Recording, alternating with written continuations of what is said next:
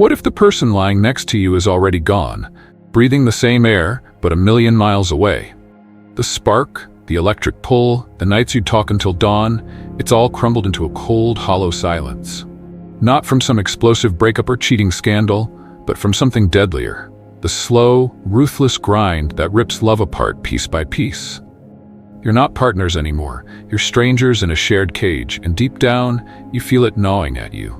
That ache isn't random, it's a warning. Love doesn't just fade. It's starved, neglected, choked out by the mundane until you're left staring at a shell where a soulmate used to be. It's in the small cuts that bleed you dry. Conversations shrink to, "Did you pay the bills?" No depth, no fire. Disappointments pile up, unsaid, until they harden into a wall of resentment you can't climb. One of you carries the load, emotionally, mentally, physically, while the other coasts oblivious, and the imbalance festers. Day after day, it's a slow suffocation until you wake up one morning, look over and realize this isn't a lover, it's a roommate. The warmth's dead and you're stuck wondering how the hell you got here. Here's the brutal kick. This isn't a glitch, it's a collapse. Love doesn't survive on autopilot, it dies without fight. But it's not over yet. You can claw it back or let it rot. The choice is yours, and it's now. Want to know what's really tearing you apart? The unseen rot you've ignored too long? Ready to seize control before you're just two ghosts haunting the same house? Keep reading. Love won't save itself. It's on you to resurrect it. If this slams into your chest, don't sit there. Move. Like this video, share it with someone drowning in the same silence, and subscribe to Victory Stoic for raw truths on love, grit, and power. In the comments, slam down "I choose connection" if you're done letting love slip, and spill it. What's the biggest wall you've hit keeping a relationship alive? Let's crack it open. Let's rebuild it. Number 1. The emotional burden becomes too heavy. Anna had always been the keeper of their life together. She was the one who remembered birthdays, managed their finances, scheduled doctor's appointments, and made sure there was always enough coffee in the pantry for Robert's morning ritual. She took care of the unspoken, the unnoticed, the mundane details that made their house a home. And yet, after 50 years of marriage, she found herself wondering, when did I start feeling more like his caretaker than his wife? Marriage, at its best, is a partnership. Two people navigating life's joys and burdens together. But time has a way of shifting the weight, often in ways too subtle to notice at first. What begins as small acts of care, a reminder here, a favor there, gradually solidifies into expectation. The shift is quiet but relentless, until one day she realized she was carrying both of them, while he simply walked beside her, unaware of the weight she bore. Psychologists call this emotional labor, the invisible, unacknowledged work of managing the emotional and mental well-being of a household. It's not just about doing chores, it's about remembering what needs to be done in the first place. And while it's easy to measure physical tasks, the mental load is insidious. It is the weight of always being the one who notices, who anticipates, who plans ahead. Over time, it becomes a quiet exhaustion, an accumulation of 1,000 small moments where care is given but not reciprocated. The Stoics understood this imbalance long before modern psychology put a name to it. Musonius Rufus wrote, "It is not suffering itself that troubles us, but our reluctance to demand fairness where it is due." Anna had spent years telling herself that love meant sacrifice, that it was noble to carry more than her share. But was it love or was it conditioning? Was it devotion or was it resignation? Robert never meant to be careless. He wasn't unkind or indifferent. He simply never saw the work that had always been done for him. He had slipped into the comfort of being cared for without ever questioning the cost. And perhaps, in her silence, Anna had unknowingly permitted it. One evening, as they sat in their usual routine, Anna sorting through the mail, Robert lost in his newspaper, she put down the stack of bills and spoke, her voice steady but firm. "Do you ever wonder how everything gets done?" Robert looked up, confused. "What do you mean?" She exhaled, feeling the weight of a lifetime in her chest. "The appointments, the groceries, the birthdays, the things that keep this life running. Have you ever thought about it?" He blinked, then frowned. "I suppose I just assumed it happened." And there it was, the assumption, the quiet erasure of effort. This was not about love lost, nor about anger. It was about visibility.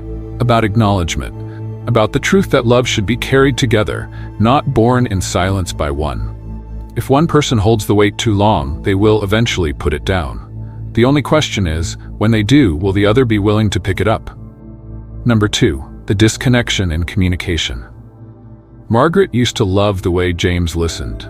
When they first met, he had a way of leaning in, nodding thoughtfully, asking questions that made her feel seen. They would stay up late talking about everything, dreams, fears, memories from childhood that had shaped them into the people they were. It wasn't just conversation, it was connection. But as the years passed, their exchanges became transactional. What's for dinner? Did you pay the bills? Did you call the plumber? The depth was gone, replaced by routine. She would tell him about her day, and he would respond with the same absent-minded, Sometimes he didn't respond at all. One evening, as they sat across from each other at the dinner table, the silence stretched longer than usual. She picked at her food, then finally asked, "James, do you even know what's been on my mind lately?" He looked up, startled. "What do you mean?" When was the last time we had a real conversation?" He sighed, rubbing his temples. "Margaret, we talk every day." "No," she said quietly, "we exchange words. That's not the same thing." The psychology of emotional disconnection. Margaret's frustration is not unique. Research in relationship psychology consistently shows that meaningful communication is the foundation of emotional intimacy. A study published in the Journal of Social and Personal Relationships found that couples who engage in deep, meaningful conversations report higher relationship satisfaction than those whose interactions are primarily logistical or superficial. The problem is, many long-term couples fall into the trap of assumed familiarity. They believe they already know their partner, so they stop asking deeper questions. They prioritize efficiency over intimacy, reducing conversations to schedules and problem-solving. Over time, this silent erosion of communication leads to emotional isolation, where one or both partners feel unheard and unseen, even in the presence of each other. For women, this disconnection is particularly painful. According to research from Dr. John Gottman, one of the leading experts in relationship psychology, women tend to seek emotional attunement in relationships more than men do. When they feel unheard or dismissed, they often withdraw, leading to a cycle where both partners feel increasingly alone. Together, the Stoic view on communication. The ancient Stoics believed that words should be purposeful and deliberate, not just noise filling the silence. Epictetus once said, "We have 2 ears and 1 mouth, so that we can listen twice as much as we speak." True communication isn't just about talking. It's about hearing, understanding, and responding with intention. James wasn't a bad husband. He wasn't ignoring Margaret out of malice. He had simply slipped into the dangerous assumption that his presence was enough, that words weren't needed to maintain connection. But silence, when stretched too far, doesn't create peace, it creates distance. How to rebuild connection through communication. Margaret didn't want grand gestures or poetic declarations. She wanted to feel heard. And the good news is, repairing communication isn't as difficult as it seems. Here are 3 practical solutions. 1. The 10-minute rule. Research suggests that even 10 minutes of intentional conversation per day can significantly improve relationship satisfaction. Set aside time each evening to talk about something beyond daily logistics, something meaningful. 2. Active listening. This means truly hearing your partner, not just waiting for your turn to speak. Repeat back what they say to confirm understanding. Ask follow-up questions. Engage. 3. Weekly check-ins. Set a time each week to discuss deeper topics. What's been on your mind? What's something you've been struggling with? What's something you appreciate about me? These moments of openness keep the emotional connection alive.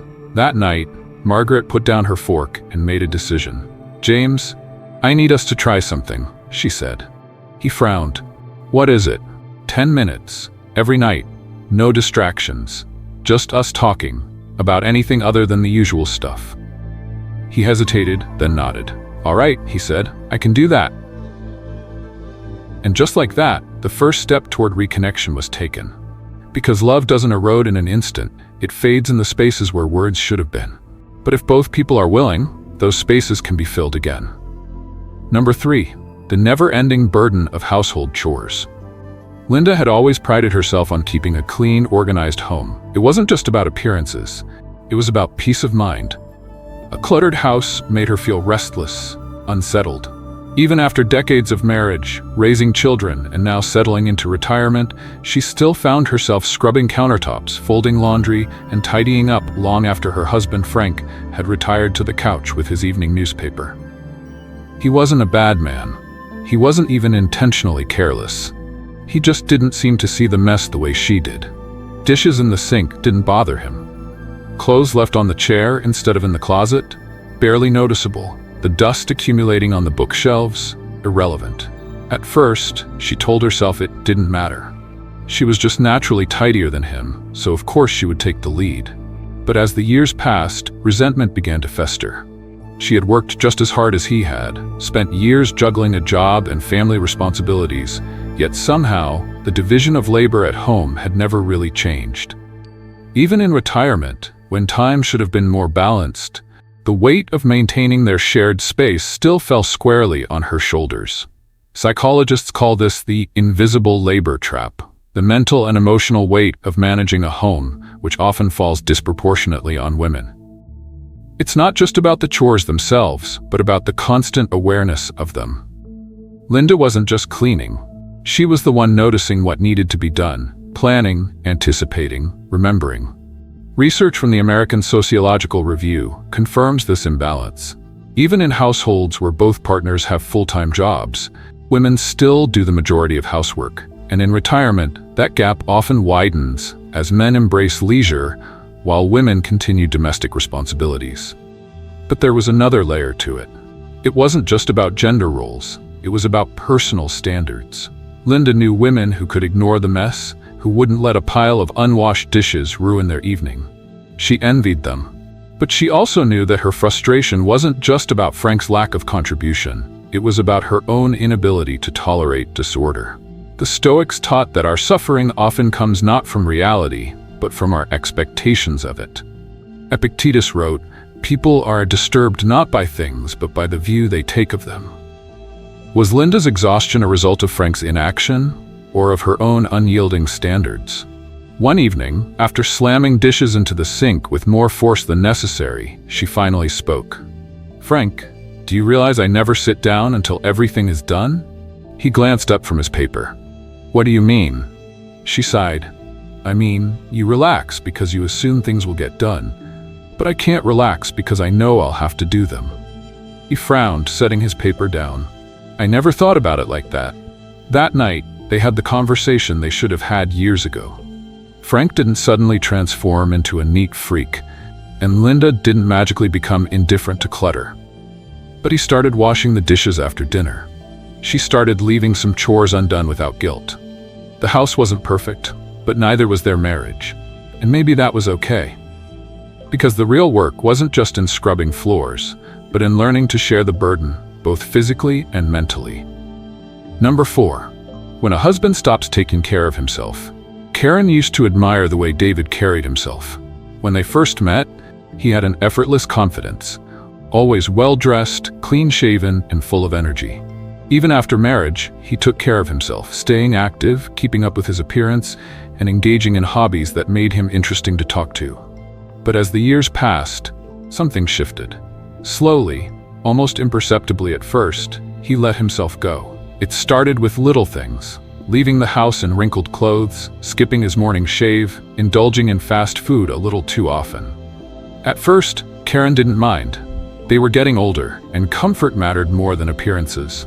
But as time went on, the changes became more pronounced. David stopped exercising altogether, put on weight, and started dismissing even basic self-care. His hair remained unkempt, his wardrobe became a rotation of baggy sweatpants, and he often spent entire weekends on the couch, absent-mindedly flipping through channels. Karen tried to ignore it, but deep down, something bothered her. It wasn't vanity. She wasn't expecting him to look like he did in his 30s. It was about effort.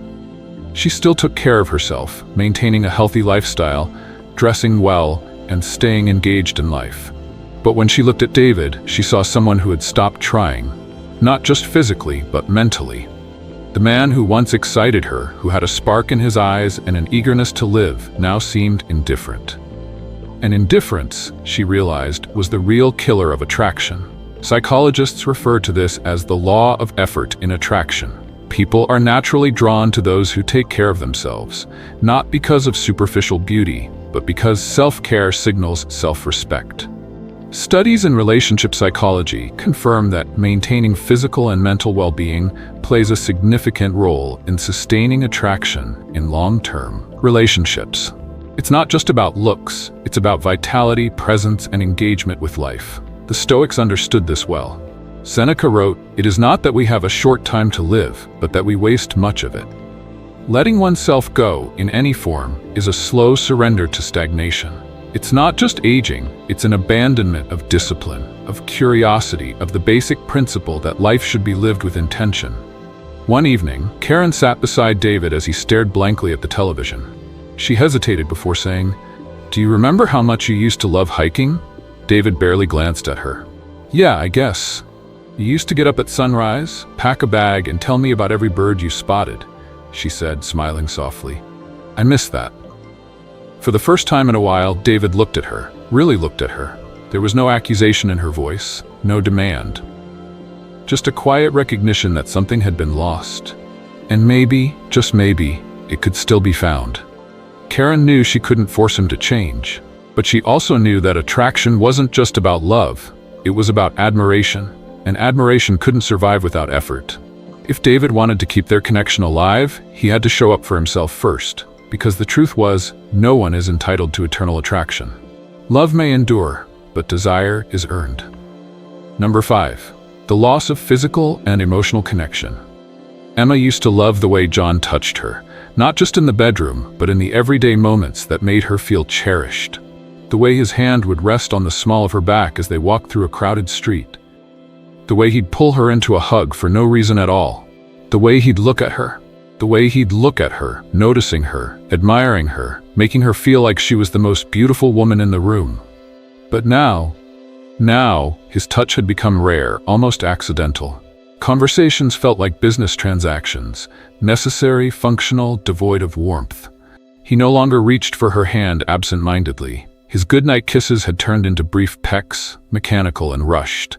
They still shared the same bed, but it felt like a chasm had opened between them, an invisible space neither dared to cross. Emma told herself it was just a natural part of aging, that passion fades and routine takes over. But deep down, she knew it wasn't just about intimacy. It was about feeling desired. She didn't need grand romantic gestures, but she needed to know that she still mattered. That he still saw her, not just as the woman who managed their home, their schedules, their shared life, but as a woman. The science behind emotional and physical disconnection. What Emma felt wasn't unusual. Research in relationship psychology has shown that physical affection plays a critical role in maintaining emotional closeness. A study from the Journal of Social and Personal Relationships found that couples who engage in non-sexual physical touch, holding hands, hugging, casual affection, report higher levels of relationship satisfaction. The loss of physical connection often leads to emotional distance. Dr. Sue Johnson, the creator of emotionally focused therapy, explains that human beings are wired for attachment, and when physical affection disappears, it signals a deeper problem. A loss of emotional security. For many women, it's not about sex itself, it's about the feeling of being wanted. When that feeling disappears, so does their ability to stay emotionally invested. A Stoic perspective on intimacy and presence. The Stoics often spoke about the importance of being fully present in one's relationships. Marcus Aurelius wrote, "Give yourself wholly to what is before you, for all else is beyond your grasp." Love is not something that simply exists. It is something that must be actively nurtured. When one partner stops putting in effort, stops being present, the connection inevitably fades. John didn't mean to neglect Emma. He didn't wake up one day and decide to stop showing affection. It happened the way most things in long-term relationships do, gradually. He assumed that their love was strong enough to survive without maintenance, without reminders, without effort. He assumed she knew he loved her, so why did he need to say it? Why did he need to reach for her, to compliment her, to make her feel beautiful? But the truth is, love cannot thrive on assumption. How to rebuild physical and emotional connection. One evening, Emma decided to break the silence. As they sat side by side on the couch, she reached for his hand, something she hadn't done in a long time. He glanced at her, surprised. "When was the last time you kissed me like you meant it?" she asked softly. John hesitated. I don't know." She squeezed his hand. "I miss us." It wasn't an accusation, it wasn't a demand, it was an invitation. The good news is, connection can be rebuilt. Here's how. 1. Start with small gestures. A lingering touch, a compliment, a moment of genuine eye contact. These things take seconds, but mean everything. 2. Prioritize physical affection, not just in the bedroom, but in everyday life. Hug, hold hands, make physical closeness a habit again. 3. Express appreciation. Tell your partner what you admire about them. People crave being seen, especially by the person they love. That night, for the first time in a long time, John kissed Emma with intention. Not out of routine, not because it was expected, but because he wanted to. And in that moment, she felt it. The connection that had once been lost, finding its way back home. Number 6. She grows, but he stays the same. Sophia never thought she would outgrow her own marriage. In the early years, she and Mark were inseparable, exploring new places, debating books, challenging each other's ideas, always pushing forward together. But over time, something shifted. She still craved growth, still sought to learn new things, still found excitement in change. Mark, on the other hand, became a man of habit, content with his routines, uninterested in anything beyond the familiar. She started taking painting classes, picking up a new language, traveling with friends who shared her curiosity. She dove into books on philosophy and personal development, eager to expand her mind. And Mark? He sat in the same chair every evening, watching the same TV shows, living the same days on repeat. It wasn't that he was unhappy, he was just stagnant. And that, for Sophia, became unbearable. Psychologists refer to this as the growth gap in relationships, when one partner continues evolving while the other remains static. Studies on relationship satisfaction show that couples who grow together, even in small ways, report higher levels of fulfillment and longevity in their marriage. Humans are wired for progress, and when one person moves forward while the other stands still, it creates a quiet but undeniable divide. The Stoics understood this well. Seneca wrote, "As long as you live, keep learning how to live." Life is not meant to be a series of repeated motions, it is meant to be experienced. And yet so many people, especially as they age, resign themselves to routines that shrink their world instead of expanding it. Sophia didn't want to leave Mark behind. She wanted him to come with her, to rediscover the excitement of learning, to find joy in the unknown. But every time she invited him into her world, he shrugged it off. "I'm too old for that," he would say. "What's the point?" The point, she wanted to scream, was that life doesn't stop until it's over. That they still had time to see new places, to have new conversations, to challenge themselves, to live rather than just exist. Because when a marriage stops growing, it doesn't just pause, it begins to decay. One evening, she looked at him across the dinner table, his eyes glued to the television. "Mark," she said, her voice steady but firm, "when was the last time you did something for the first time?" He frowned, setting his fork down. "I don't know," he admitted. "Doesn't that bother you?" she asked. He looked at her then, really looked at her, and for the first time in years, he saw the quiet distance that had settled between them. Maybe he hadn't realized how far apart they had grown, how far behind he had let himself fall. She reached for his hand. "Life is still happening, Mark. Don't you want to be part of it?" He exhaled, nodding slowly. "Where do we start?" And just like that, the gap between them became a little smaller. Because growth isn't about grand reinventions, it's about the willingness to take the first step together. Number 7. Retirement isn't what she expected. When Laura imagined retirement, she saw long, peaceful mornings with a cup of coffee and a book, afternoon walks through the park, and quiet evenings where she could finally focus on herself after decades of raising children and managing a household. What she didn't anticipate was that her husband, Richard, would suddenly be everywhere. In the first few months, she tried to be patient. He had worked hard his entire life, and he deserved to slow down. But while she had spent years preparing for this stage of life, finding hobbies, maintaining friendships, and ensuring she still had a sense of purpose. Richard had done nothing. His entire identity had been wrapped up in his job, and now that it was gone, he wandered through the house aimlessly, expecting Laura to be his entertainment, his chef, his companion, his everything. She could hardly take a breath without him asking, "What's for lunch? Where are you going? What are you doing?" The space she had once dreamed of having, the freedom to simply be, was now gone. The psychological toll of unequal retirement adjustments. This scenario is far from unique. Psychologists have identified what is often called the husband retirement syndrome, where men who haven't planned for post-work life become overly dependent on their wives, disrupting the balance that had once allowed both partners to function independently. While women often cultivate interests and social circles beyond their careers, many men pour everything into their jobs, neglecting personal development outside of work. When retirement arrives, they suddenly feel adrift, and instead of building their own structure, they latch on to their wives, who, after years of caregiving, just want a break. Research shows that couples who do not discuss their expectations for retirement in advance often experience higher levels of dissatisfaction and marital strain. One partner envisions travel, learning, and socializing, while the other expects comfort, routine, and the ease of simply being home. The disconnect, if unaddressed, breeds frustration, resentment, and ultimately, emotional withdrawal. A Stoic perspective on retirement and purpose. The Stoics believe that life should never be lived passively. Seneca wrote, "As long as you live, keep learning how to live." Retirement isn't a pause button on life. It's a shift. A new chapter that requires just as much intention and purpose as any other phase. Simply existing is not living, and for many men, retirement becomes a slow drift into stagnation because they never ask themselves what comes next. Laura had spent years shaping her life beyond her roles as wife and mother. Richard, however, had spent his entire career assuming that work was his life. Now without it, he was lost, and in his loss, he unknowingly became a burden. How to reclaim balance in retirement. One evening, as he followed her into the kitchen for the third time that day, she turned and faced him. "Richard, you need a hobby," he chuckled. "What do you mean? I thought we'd just spend time together."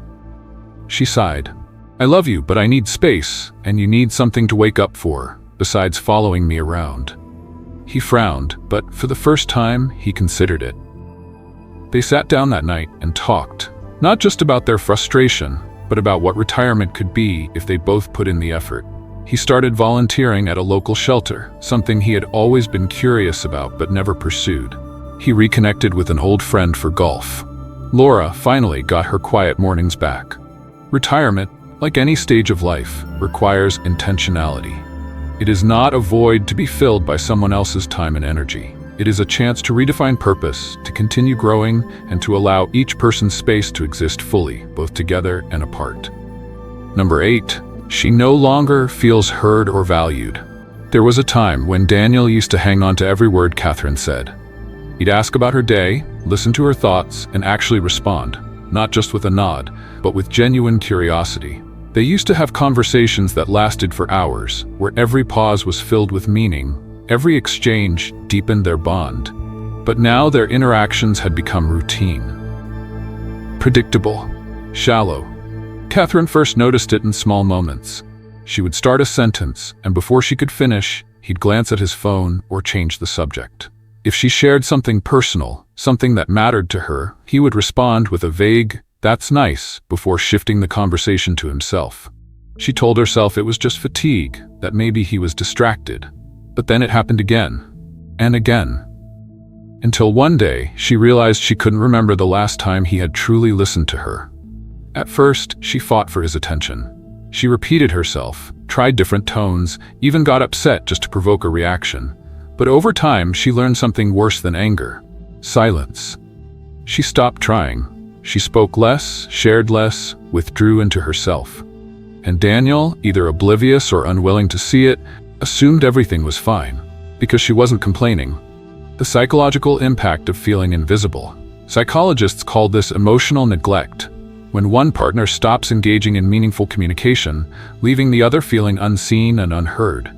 Studies have shown that emotional neglect can be just as damaging as outright conflict. A relationship doesn't fall apart because of one major argument. It erodes when one person stops feeling like they matter. Women in particular often crave emotional validation in relationships.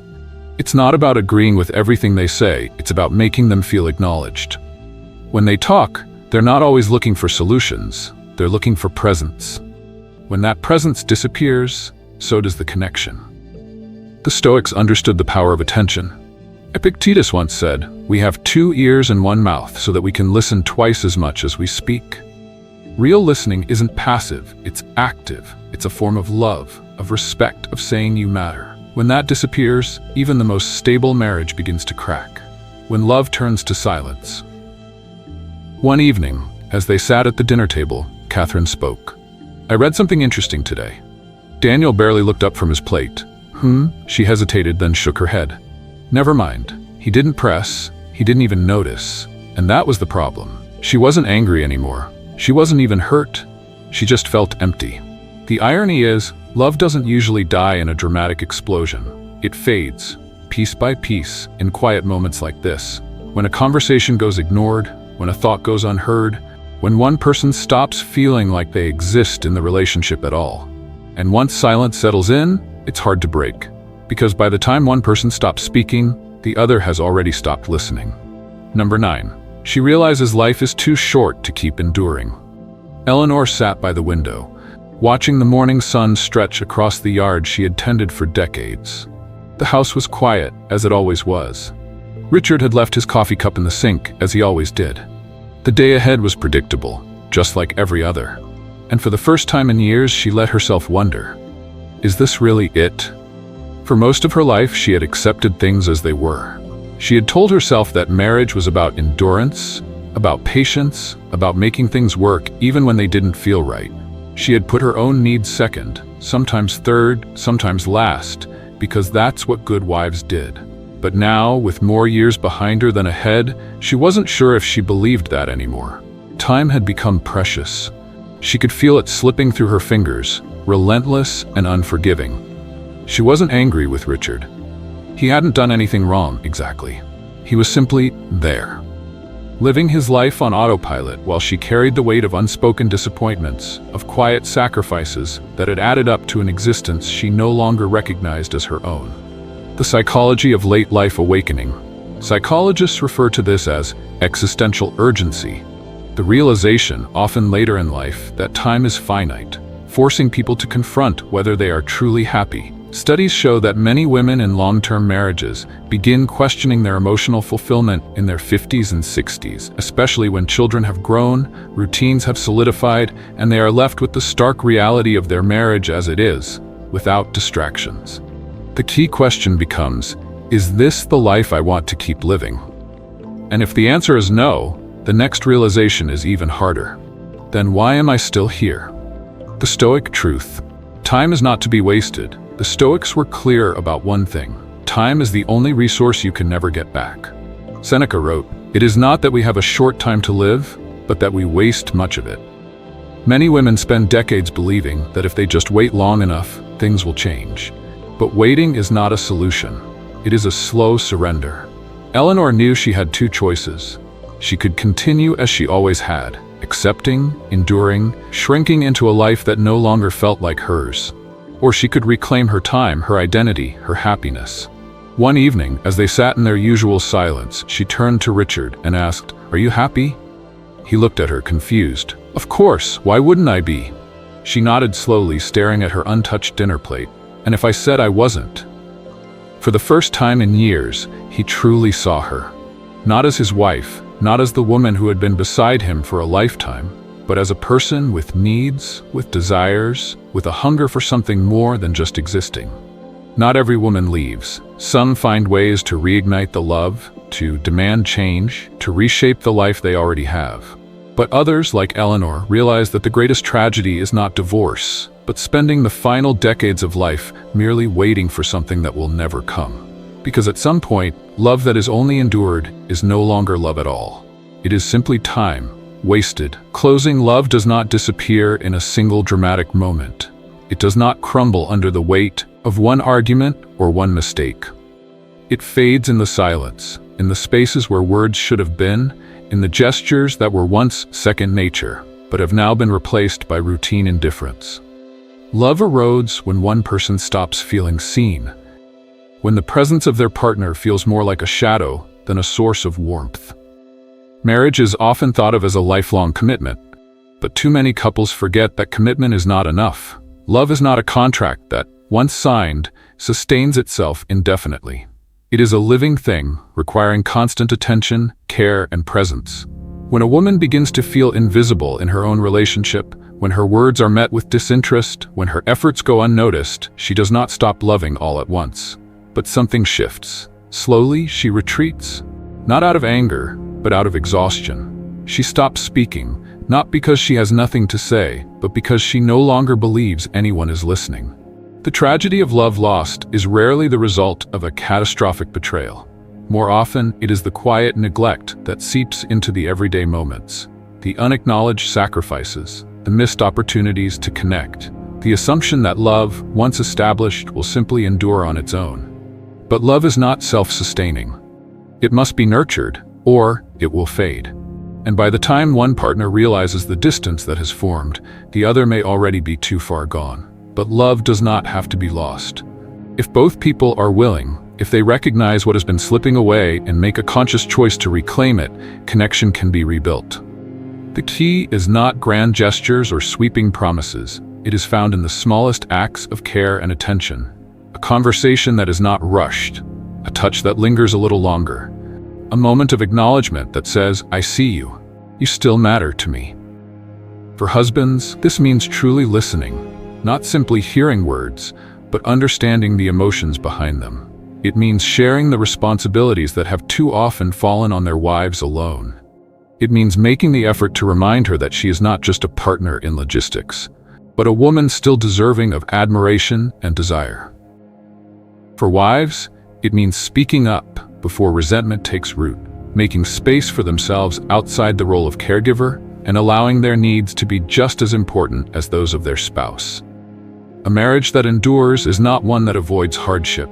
It is one where both partners refuse to let complacency take hold. It is built in the moments when love is chosen again and again, despite the years, despite the familiarity, despite the changes that time inevitably brings. The real mistake is not the loss of love. It is assuming that love will take care of itself.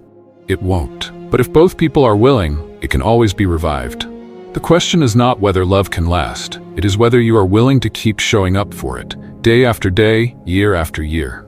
Because in the end, love is not found in grand declarations. It is found in the way we choose, every single day, to see, to hear, and to cherish the person standing beside us.